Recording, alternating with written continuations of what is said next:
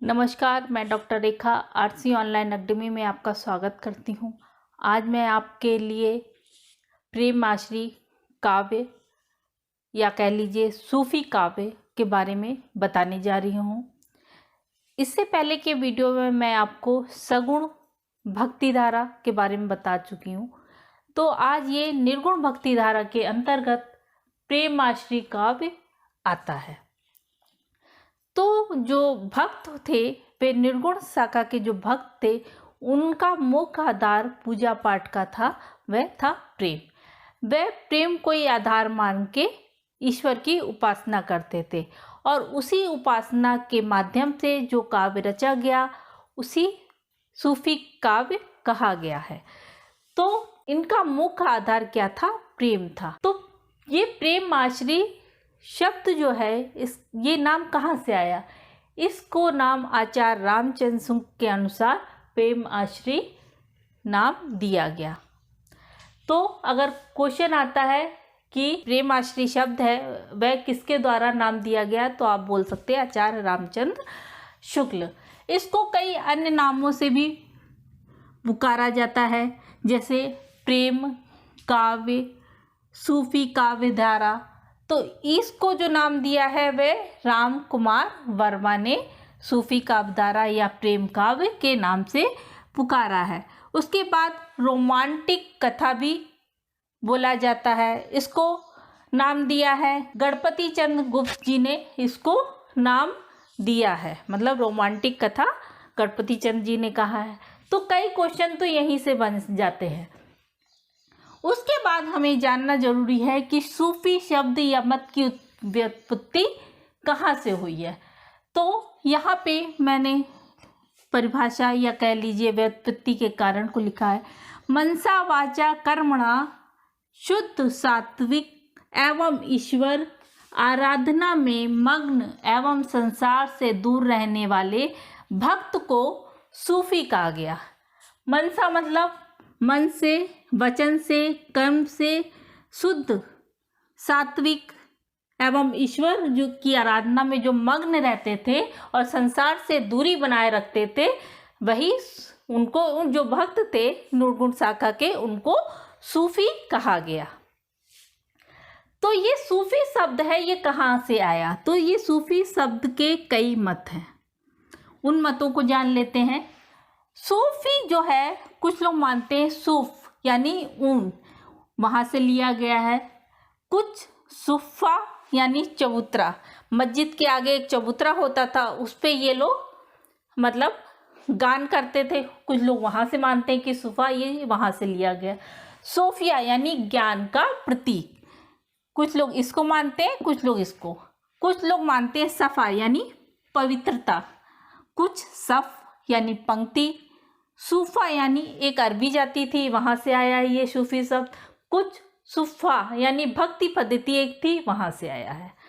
तो लेकिन जो मानने वाले हैं सरमत यही है कि सूफ ये इससे सूफ से सूफी शब्द बना है, क्योंकि सूफी लोग ऊन से बने हुए वस्त्र पहनते थे, इसलिए सरमत यही मान्य है।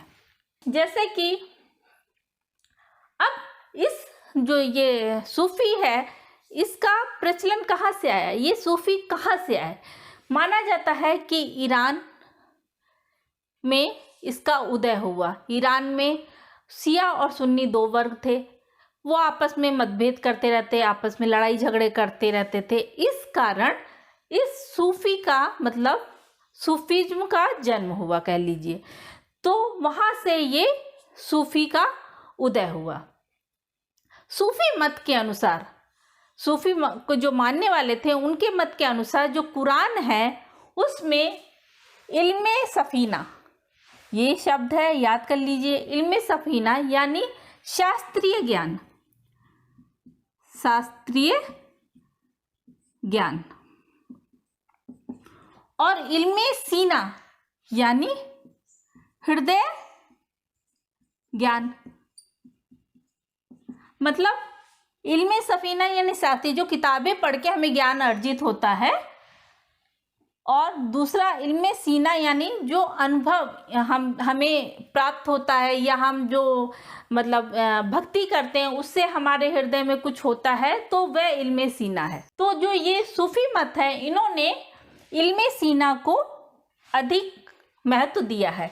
उनका मानना है हृदय ज्ञान अति आवश्यक है, ना कि शास्त्रीय ज्ञान। मतलब भगवान को पाने के लिए प्रेम अनुभव की आवश्यकता होती है, ना कि शास्त्र की।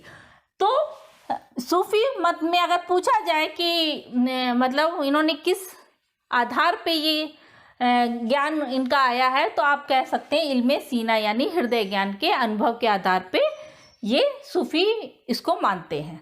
उसके बाद एक छोटी सी मैंने यहाँ पे परिभाषा ली है, वह है, उससे हमें थोड़ा स्पष्टीकरण हो जाएगा। अबुल हुसैन अन-नूरी की ये परिभाषा है, जिसमें कहा गया है जिसे संसार से घृणा होती है और परमात्मा से प्रेम होता है, उसे सूफी मत कहते हैं। मतलब उसको सूफी भक्त कहा जाता है। जो संसार से, जिसे मतलब संसार से विलुप्त हो जाता है, मतलब संसार उसके लिए कुछ मायने नहीं रखता है, उसके लिए सिर्फ परमात्मा की भक्ति ही मायने रखती है। भक्ति कैसे? प्रेम के आधार पर। उसका मुख्य आधार क्या होता है? परमात्मा के प्रति प्रेम। उसके बाद सूफी साधना की 4 अवस्थाएं मानी गई हैं। इनको आप रट लीजिए, कभी कभी इनसे क्वेश्चन पूछा जाता है एग्जाम में। तो वह क्या है? शरीयत यानी नासूत, तरीकत यानी मलूकत, हकीकत यानी जबरूत और मरीफत यानी लाहुत। तो ये 4 अवस्थाएं सूफी साधना में मानी गई हैं। सूफी मत को मानने वाले थे, ये मसनवी शैली जो थी उसका अनुसरण करते थे। उस शैली के अनुसार मतलब ईश वंदना कह लीजिए की जाती थी, हजरत मोहम्मद अली की स्तुति की जाती थी और गुरु की महिमा का बखान किया जाता था और जो शासक थे उसकी प्रशंसा की जाती थी। वे सब मसनवी शैली के अंतर्गत आता है। तो ये सब चीज़ें हमें जानना आवश्यकता है, इसलिए मैंने ये सब चीज़ें बताई। अब हम जान लेते हैं कि किस कवि ने सबसे पहली रचना और जो पहला कवि किसे मतलब माना गया है सूफी काव्यधारा का। अब मैं आपको जो प्रथम कवि और प्रथम रचना अलग अलग लोगों ने अलग अलग मान्य की है, तो उसके बारे में चर्चा करेंगे। कभी कभी एग्जाम में इससे संबंधित क्वेश्चन आ जाता है। आचार्य रामचंद्र शुक्ल के अनुसार कुतुबन और इनकी जो रचना है मृगावती, इसको पहली रचना और पहले रचनाकार माना है। उसके बाद हजारी प्रसाद द्विवेदी, इन्होंने ईश्वरदास और सत्यवती कहा है, मतलब कि ये पहली रचना प्रेमाश्री काव्यधारा की या सूफी काव्य की पहली रचना इन्होंने इसको माना है। डॉक्टर नागेंद्र ने असाई यानी इन्होंने हंसावली इसको पहली रचना माना है। उसके बाद गणपति चंद्र गुप्त ने भी असाइद को, डॉक्टर रामकुमार वर्मा ने मुल्ला दाऊद और इनकी जो रचना है चंद्रयान, इसको पहली रचना और मुल्ला दाऊद को पहला कवि इसका माना है। तो ये वाला जो रामकुमार वर्मा का है ये सर्वमान्य है, अगर एग्जाम में आता है तो ये सर्वमान्य है। मतलब मुल्ला दाऊद पहले कवि सूफी काव्य के और चंद्रयान पहली रचना। अब हम थोड़ा सा इसके बारे में जान लेते हैं कि सूफी काव्य के अंतर्गत क्या चीज़ें हैं। तो सूफी काव्य प्रेम या भारतीय प्रेम कह लीजिए, दोनों ही भिन्न हैं। सूफी का प्रेम भारतीय प्रेम से कुछ अलग है, कुछ ज़्यादा नहीं। इस पर फारसी मसनवी शैली का प्रभाव देखने को मिलता है। मतलब फारसी मसनवी शैली क्या, पहले ईश वंदना होगी, उसके बाद हजरत की स्तुति की जाएगी, उसके बाद जो भी शासक है उनकी भी प्रशंसा रहती है और गुरु की महिमा का बखान रहता है। तो मसनवी शैली का प्रभाव है। इस प्रकार का प्रेम, जो ये प्रेम है, इस प्रकार का प्रेम भारतीय संस्कृति में कहाँ दिखता है? भारतीय संस्कृति में जैसे राधा कृष्ण का, नल दमयंती का, उर्वशी, आख्यान, इनमें जो सूफी काव्यधारा का प्रेम दिखाई देता है। मतलब ऐसा लगता है ये सूफी काव्यधारा का भी प्रेम हो सकता है। इसके प्रचार मतलब सूफी प्रचार प्रसार का श्रेय किसको जाता है? ख्वाजा मोइनुद्दीन चिश्ती को इसका श्रेय है। मतलब प्रचार प्रसार किसने किया है? ख्वाजा मोइनुद्दीन चिश्ती।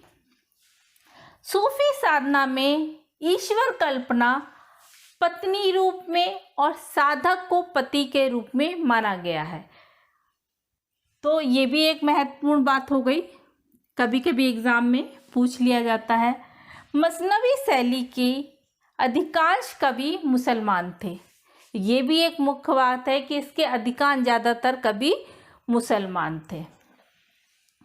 इसमें क्या था? जो प्रेम है लौकिक से अलौकिक की ओर बढ़ता है। प्रेम को लौकिक मतलब लौकिक क्या है? लौकिक और अलौकिक।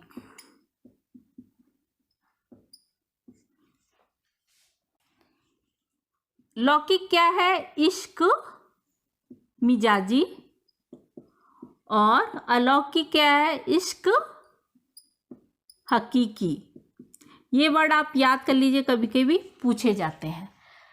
तो लौकिक से अलौकिक प्रेम को प्राप्त किया जाता है। उसके बाद 9वीं 10वीं शताब्दी में भारत में इस शैली का आगमन हुआ था। मसनवी शैली में जो भारतीय कहानियाँ थीं उसको आधार बनाकर, मतलब जो कवि थे वो मसनवी शैली में क्या करते थे? जो भारतीय कहानियाँ थी जैसे पद्मावत, रूप मंजरी, इनको आधार बनाकर प्रेम साधना की गई। और जो ये मसनवी शैली थी इसमें क्या था? 5 से 7 पंक्तियों के बाद एक दोहा या सोठा आता था। मतलब जैसे एक पंक्ति हो गई, 2, 3, 4, 5, इसके बाद एक दोहा आएगा या फिर सोठा मतलब आता है। तो मैंने ये कुछ चीज़ें आपको बताई हैं। अब इसकी प्रवृत्तियों के बारे में भी थोड़ा जान लेते हैं।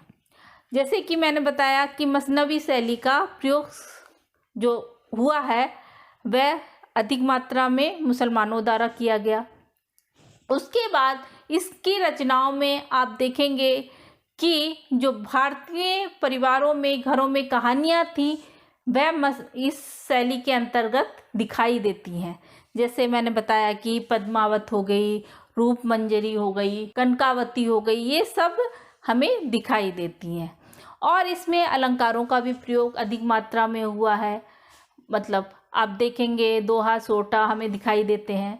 जो काव्य है उसमें श्रृंगारिता मतलब वियोग श्रृंगार और संयोग श्रृंगार दोनों देखने को मिलता है। जो काव्य की भाषा है बहुत ही सामंजस्य भरी है। मतलब आप ये इनकी जो शैली है आप देखेंगे उसमें सफ़ेद वस्त्र धारण करके ये काव्य गाया जाता था और चबूतरे पे बैठ के इसको गाया जाता था। तो ये सारी बातें आप प्रेमाश्री काव्यधारा में देखेंगे। अब मैं आपको इसके जो मुख्य कवि हैं उनकी रचना और उनके बारे में बताऊंगी। पहले हैं मुल्ला दाऊद। इनकी रचना है चंद्रयान, जो 1379 ईसा में लिखी गई। इस ग्रंथ का मूल नाम लोर गाथा माना गया है।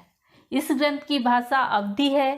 इसकी शैली कड़वक है। इसमें 5 अर्धावली के बाद दोहा आता है। इसमें सूफी काव्यधारा की जो मसनवी शैली है उसका प्रयोग नहीं किया गया है।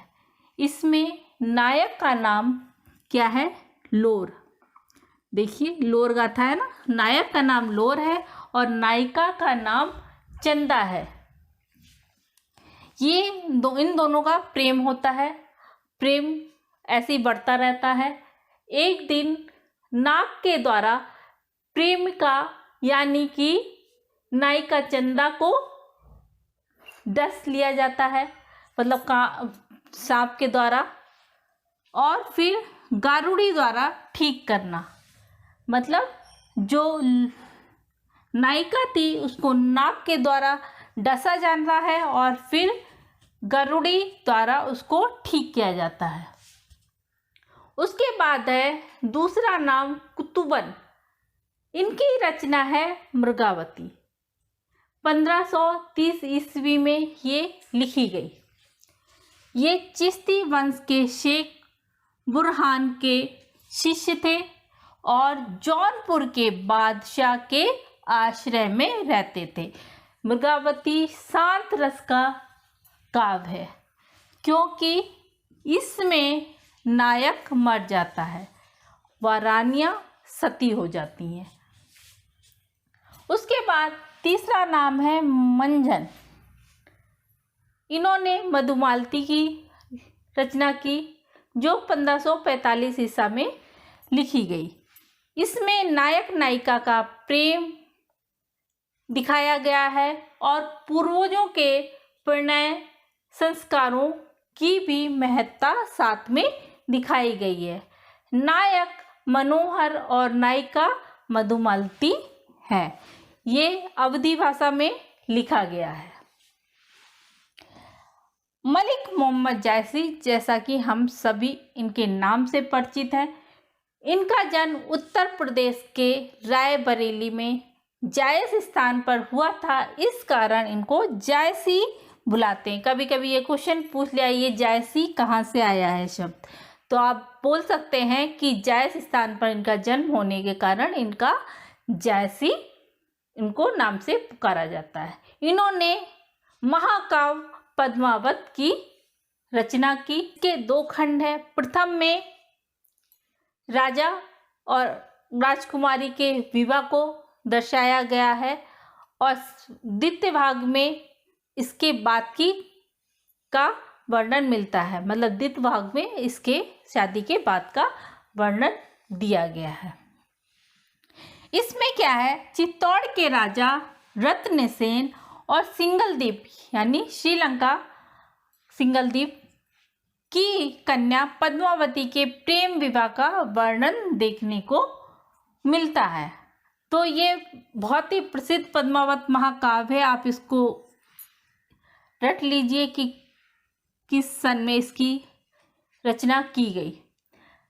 मलिक मोहम्मद जायसी ने और भी रचनाएं लिखी हैं जो हैं अखरावट, आखिरी कलाम, चित्ररेखा, कहरानामा, मसलानामा आदि रचनाएं इन्होंने और भी लिखी हैं।